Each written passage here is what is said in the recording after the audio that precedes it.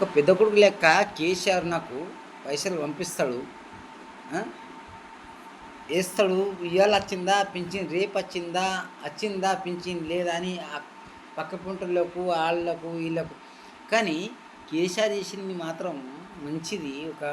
నాకు ఒక లెక్క ప్రకారంగా అయితే ఇది వాస్తవం మంచిగానే చేసిండు. ఇది నాకు నచ్చిందయ్యా. మైనార్టీ స్కూల్ పెట్టిండు. అల్లాహ్ ఫల్సే నాకు మంచిగా నచ్చింది ఈ మాట. చాలా మంచి పని చేసి, కానీ కాకపోతే ఒక చిన్న పని తప్పు చేసిండయ్యా. అది ఏంటిది చెప్తా. 2 ఎకరాలు ఒక్క 2 ఎకరాలు ఉన్న పొలంకి ఇస్తే బాగుంటుంది. కానీ నువ్వు 10 ఎకరాలకు పైసలు ఎత్తిరి కేసీఆర్ సార్. ఇది 20 ఎకరాలకు పైసలు ఇస్తాయి. ఆయనకి 50 ఎకరాలకు పైసలు ఇస్తాయి, 100 ఎకరాలకు పైసలు ఇస్తాయి.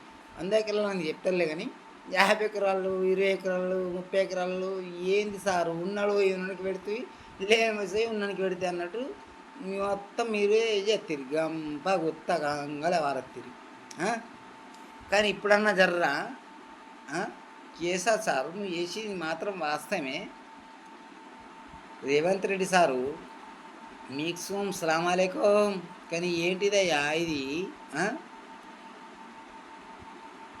ఇది నాకేం అర్థమవుతలేదయ్యా. కానీ నేను చేతి గుర్తే నాది చేతి గుర్తు. కానీ కాకపోతే రేవంత్ సార్, నేను మా అమ్మ చెప్పేది నాది చేతి గుర్తే.